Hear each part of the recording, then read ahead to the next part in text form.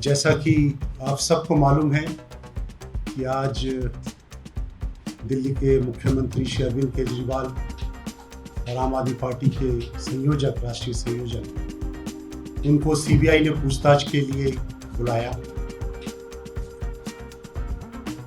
ये जानते हुए कि पिछले कई महीनों से इसके ऊपर, मनीष जी के ऊपर और कई सारे लोगों के ऊपर छानबीन हो रही है और सीबीआई को अब तक ऐसा कोई भी पुख्ता सबूत नहीं मिला जिससे वो मनीष जी को चार्जशीट भी कर सके। आज सिर्फ एक मुख्य मुद्दों से ध्यान बटाने के लिए अरविंद जी को आज पूछताछ के लिए बुलाया गया।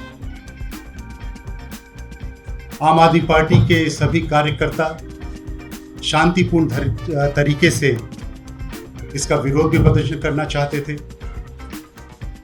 लेकिन हमें आज जगह जगह से खबर मिली कि हमारे विधायकों को घर से बाहर नहीं निकलने दिया गया। जो निकलना चाहते थे उन्हें घर में ही रोक लिया गया। पार्षदों को घर से बाहर नहीं निकलने दिया गया। कुछ लोग जो बाहर निकल पाए, शांतिपूर्ण तरीके से विरोध प्रदर्शन कर रहे थे, उन्हें पकड़कर डिटेन कर लिया गया है। आज हमारे पार्टी के बड़े नेता और मंत्रीगण सीजीआई कॉम्प्लेक्स के पास गए थे, वहां शांतिपूर्ण तरीके से बैठने के लिए, अरविंद जी का इंतजार करने के लिए। लेकिन बड़े अफसोस की बात है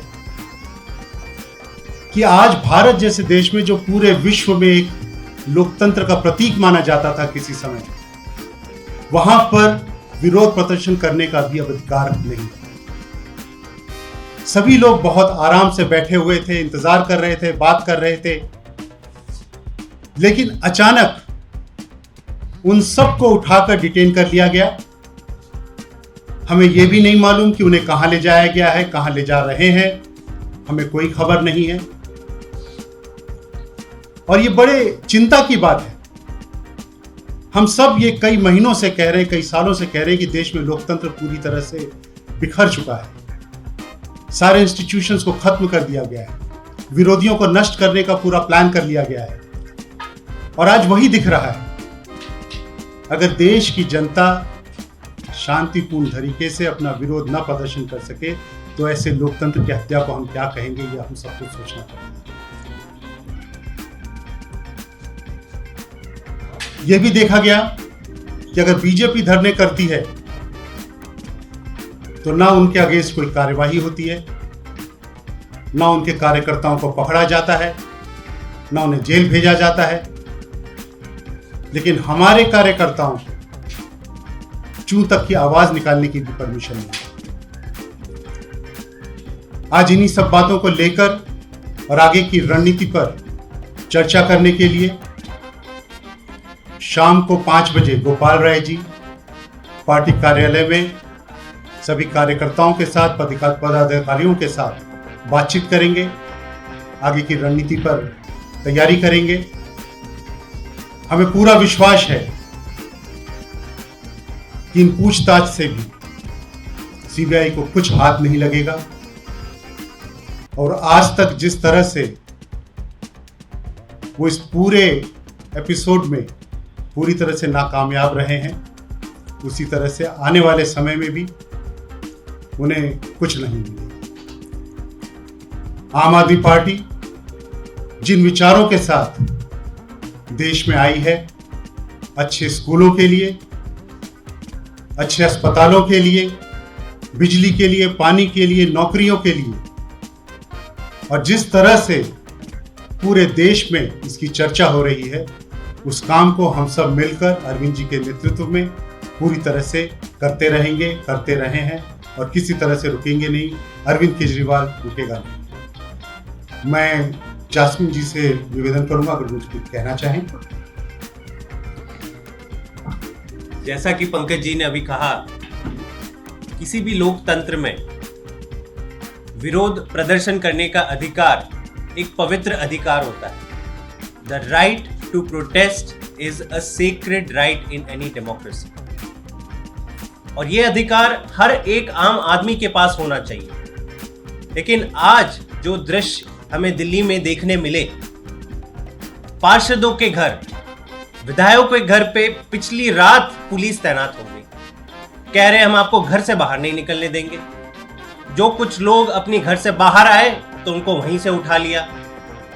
इतना ही नहीं, बड़े बड़े मंत्री, दिल्ली सरकार के मंत्री, पंजाब सरकार के कैबिनेट मिनिस्टर्स, हमारे सारे सीनियर लीडर्स जो सीबीआई हेडक्वार्टर्स के बाहर पुलिस से पूछकर सड़क के किनारे चुपचाप बैठे थे, इंतजार कर रहे थे कि कब अरविंद जी बाहर आएंगे। ना कुछ पूछे, ना कुछ बताए, ना ये भी बताए कि किस धारा के अंदर आप हमें गिरफ्तार कर रहे हो। दिल्ली पुलिस आती है, सबको बस में बिठा के ले जाती है, अज्ञात जगह पे ले जाती है। दुख के साथ ही आज कहना पड़ रहा है कि the right to protest is dead. Bharat में आज के दृश्य देखकर ये कहना मेरे ख्याल से हमारी मजबूरी है कि right to protest is dead in India. आप किसी के खिलाफ आवाज तक नहीं उठा सकते, आप मिलकर शांति से साइलेंटली अपना प्रोटेस्ट नहीं व्यक्त कर सकते। एक तरफ आज भाजपा देखिए, उनके पोस्टर्स हर जगह लगे हैं, वो कई कई जगह पे मिलकर आम आदमी पार्टी के खिलाफ प्रदर्शन कर रहे हैं, उनका बाल तक बाका नहीं हुआ। लेकिन आम आदमी पार्टी के छोटे से छोटे कार्यकर्ता से लेकर बड़े से बड़े नेता को आप जेल में डाल रहे हो। ये इमरजेंसी नहीं है तो क्या है?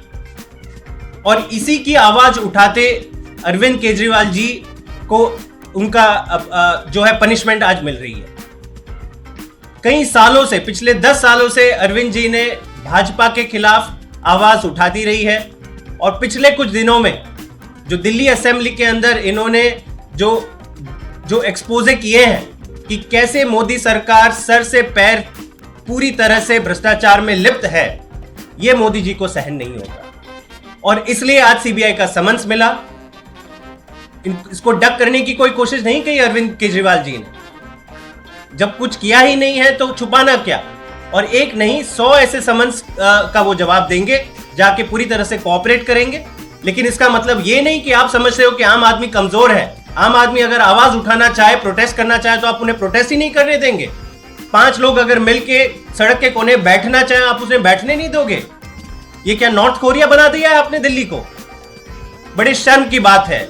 और देश ये देख रहा है कि किस तरह से लोकतंत्र का गला घोटा जा रहा है। आज 5 बजे जो हमारी इमरजेंसी बैठक होगी, इसमें आगे की रणनीति तय करेंगे। धन्यवाद। आपने जो दिन का विधानसभा सत्र बुलाया है, एनजीओस को भी अनुचित माना है, बोला प्रोसीजर रिलैक्स है उसके अंदर। देखिए, बड़े दुख की बात है ये एग्जैक्टली ये रवैया हमने पंजाब के गवर्नर का देखा। गवर्नर और लेफ्टिनेंट गवर्नर जनता के प्रतिनिधि नहीं है, वो कॉन्स्टिट्यूशनल पोस्ट होल्डर्स हैं। चुनी हुई सरकारें तय करती है कब कब मिलना है, किस किस बातों पे मिलना है, किन किन मुद्दों पे मिलना है। पिछले 75 सालों से ऐसे ही दिल्ली असेंबली या किसी भी देश के जो असेंबली है वैसे मिलती आई है। लेकिन भाजपा द्वारा नियुक्त गवर्नर और लेफ्टिनेंट गवर्नर जो नॉन बीजेपी स्टेट्स में होते हैं, उनको कहीं से पता चलता है कि नहीं, मालिक मैं हूं, मैं तय करूंगा कि जनता के प्रतिनिधि कब मिलेंगे कब नहीं मिलेंगे। ये गलत बात है।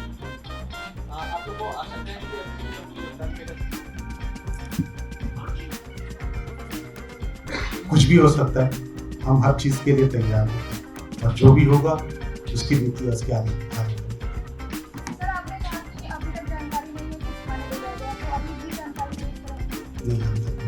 कोई जानकारी नहीं ना, किस धारा के अंदर आपने पकड़ा, क्यों पकड़ा। पहले चेतावनी दी होती कि नहीं ऐसा नहीं, ऐसा कीजिए, यहां नहीं वहां मिल लीजिए। हम पूरी तरह से कोऑपरेट कर रहे थे। सुबह से 4 घंटे तक सारे इनके आला अधिकारी हमारे सामने खड़े थे, चुपचाप हमें देख रहे थे। सडनली आए, सबको बस में डाल दिया। ये गुंडागर्दी नहीं है तो क्या है?